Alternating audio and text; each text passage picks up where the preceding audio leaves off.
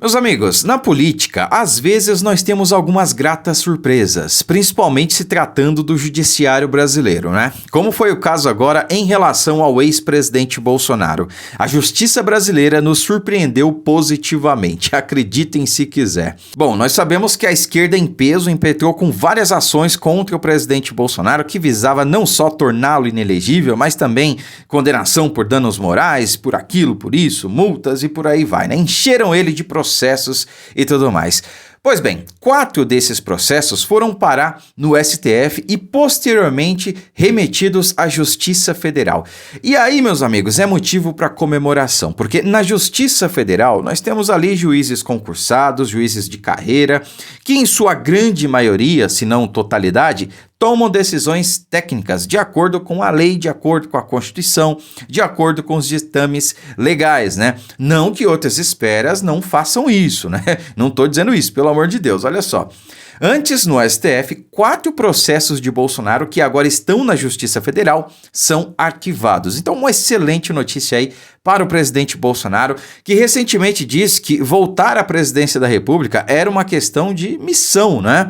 E se Deus quiser, essa missão será concretizada novamente, né? Se não em 2026, talvez em 2030, né? Ou quem ele indicar aí em 2026 ou até mesmo em 2030, né? Para o bem do nosso Brasil. Bom, a Justiça Federal do Distrito Federal determinou o arquivamento de 4 pedidos de investigação de parlamentares de esquerda contra o ex-presidente Jair Bolsonaro do PL por declarações e condutas do ex-presidente durante o seu mandato, né? Em todas as ações, o juiz da 15ª Vara Federal, Frederico Botelho Barros Viana, atendeu ao pedido do Ministério Público Federal, que alegou não existir indícios de crimes do ex-mandatário. Então veja só, se tratando da Justiça Federal, Justiça Comum, né? A PGR vai lá e se manifesta contra alguma medida que ela entende aí ser favorável ou ser contra aquela questão, né? Como foi o caso aqui do presidente Bolsonaro. Olha, entendo que não há cometimento de crime, então opino pelo arquivamento da ação. Neste caso, a justiça ela tende a concordar com a opinião, digamos assim, da Procuradoria-Geral da República ou do Ministério Público Federal. Nós já vimos inúmeros casos, né, inclusive recentes, que quando se trata do STF, eles ignoram o parecer da PGR, do Ministério Público Federal. É só ver o caso do Daniel Silveira ou do Mauro Cid Gomes, né? Vários casos aí a gente viu a PGR dizendo, olha, não tem indício de cometimento de crime, não tem por que manter o cidadão preso, não tem por que dar prosseguimento na ação, não tem por que manter aberto esse inquérito do fim do mundo. E em todas as vezes, o parecer da PGR é ignorado. Parece que eles estão lá de enfeite, né? Não sei por que estão lá, não sei por que existe, sendo que o STF simplesmente ignora o parecer deles, né?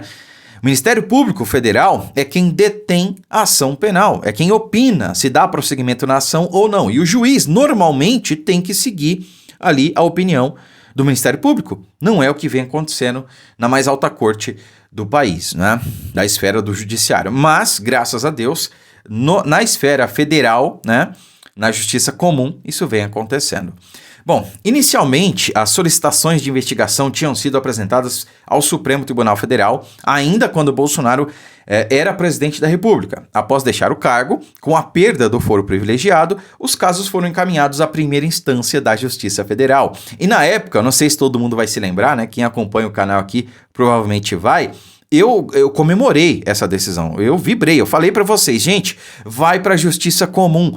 Ótimo, excelente para o presidente Bolsonaro. E tá aqui, ó, 4 ações foram arquivadas porque foram parar na Justiça Comum. Bom, se elas estivessem no STF ou no TSE, sabe-se lá o que podia acontecer, né? Mas talvez o resultado seria diferente. Bom, as investigações eram sobre suposta omissão na extradição do jornalista Alan dos Santos, né? Extradição de Alan dos Santos sem ter cometido crime. Como que vai extraditar alguém que não cometeu crime, né? Crime de opinião não existe no Brasil.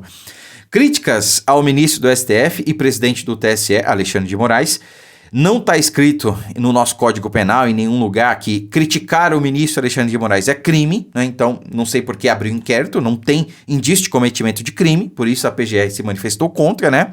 E declarações sobre pesar um homem em arrobas, né? Bom, isso, arrobas ali é uma medida de peso, né? Então, qual o problema de dizer que, fulano pesa tantas arrobas? Não vejo nenhum problema.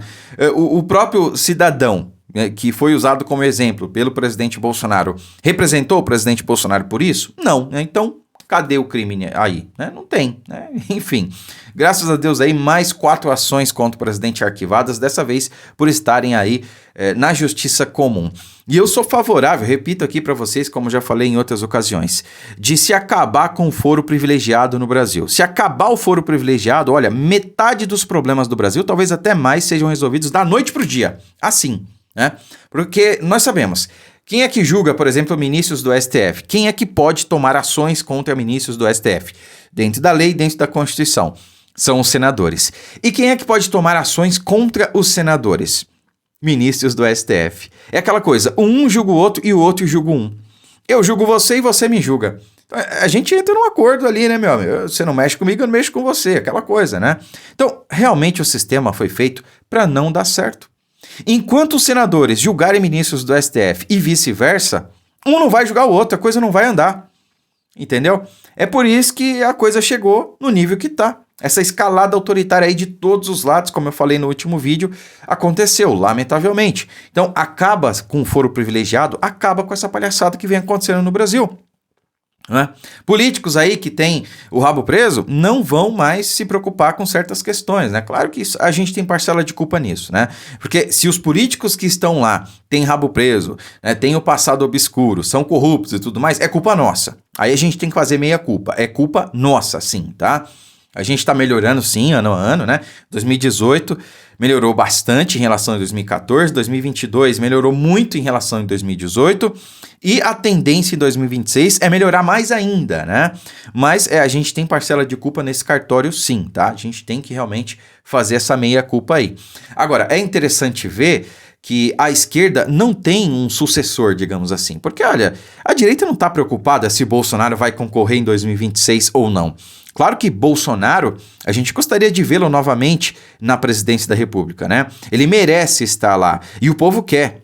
Me arrisco a dizer aqui, uma fatia expressiva da população brasileira quer isso, talvez até a maioria, né?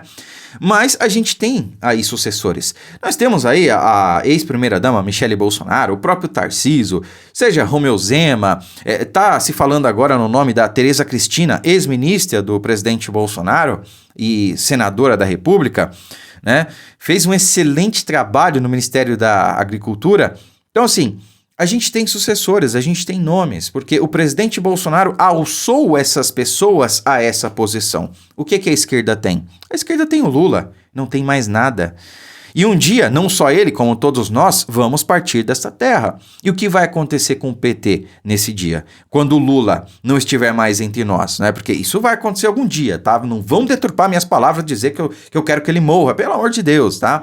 É que petista, né, parece que tem um neurônio só, não é nem dois, parece que tem um só.